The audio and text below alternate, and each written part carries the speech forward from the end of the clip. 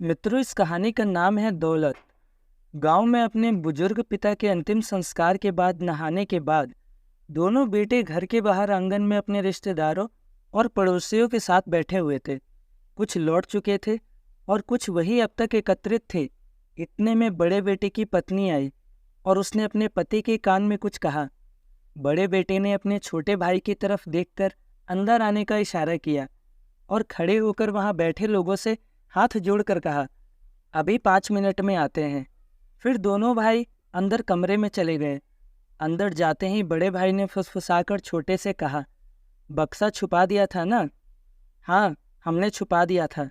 चलिए अब चारों मिलकर जल्दी से देख लेते हैं, नहीं तो कोई आसपास का हक जताने आ जाएगा और कहेगा कि तुम्हारे पीछे हमने तुम्हारे बाबूजी पर इतना खर्च किया, वगैरह वगैरह। क्यों देवर जी? बड़ी बहू ने कुंती हंसी हंसते हुए कहा। तब छोटे ने कहा, हाँ सही कहा भाभी आपने। छोटे ने भी सहमति में गर्दन हिलाते हुए कहा। तब तक छोटी तेजी से बाबूजी के कमरे में जाकर बक्सा निकाल लाई। बड़ी बहू तेजी दिखाते हुए बोली, मैं दरवाजा बंद कर देती हूँ।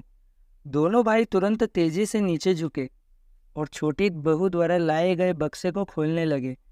बड़ी बहू ने कहा, अरे पहले चाबी तो लगाओ, वो ऐसे थोड़े ना खुलेगा। मैंने आते ही ताला लगाकर चाबी छुपा ली थी। बड़ी बहू ने अपने पल्लू में एक छोर पर बंधी हुई चाबी निकाली और अपने पति को पकड़ा दी। बड़े भाई ने जैसे ही बक्सा खोला तो वहां मौजूद चारों ने बक्से में झांकते हुए उसमें छुपी दौलत गहने देखने की उत्सुकता दिखाई।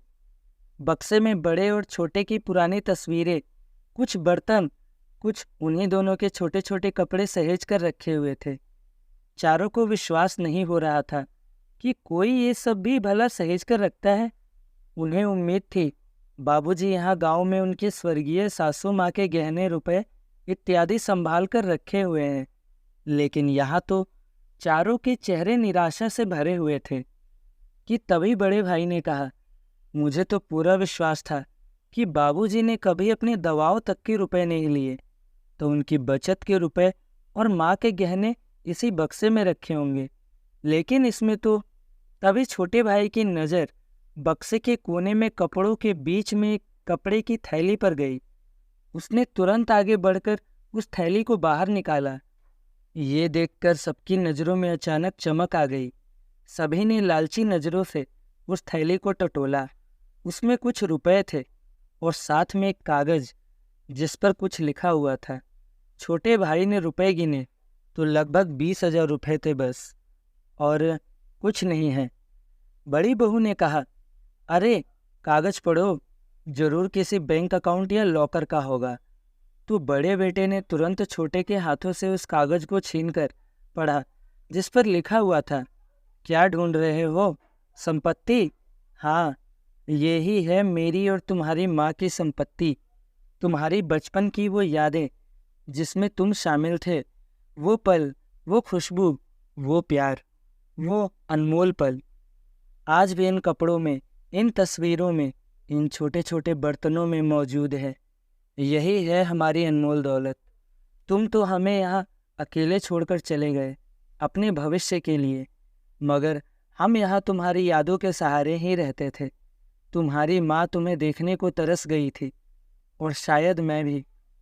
अब तक तुमसे कोई पैसा नहीं लिया, अपनी पेंशन से ही सारा घर चलाया, मगर तुम लोगों को हमेशा इस बक्से में अनमोल दौलत है जानबूझकर सुनाता रहा। मगर बच्चों, ध्यान देना, अपने बच्चों को कभी अपने से दूर मत करना, वरना जैसे तुमने अपने भविष्य का हवाला देकर खुद को हमसे दूर किया, वैसे ही। बच्चों, दुनिया का सबसे बड़ा दुख जानते हो क्या होता है? अपनों की होते हुए भी किसी अपने का पास नहीं होना। जीवन में उस समय कोई दौलत, गहने, संपत्ति काम नहीं आते। बच्चों, में मरने के बाद भी तुम पे बोझ नहीं बनना चाहता, इसीलिए ये पैसे मेरे अंतिम संस्कार का खर्च है। पूरा कागज पढ़ते ही बड़े बेटे के साथ साथ छोटा बेटा भी फूट फूट कर रो पड़ा।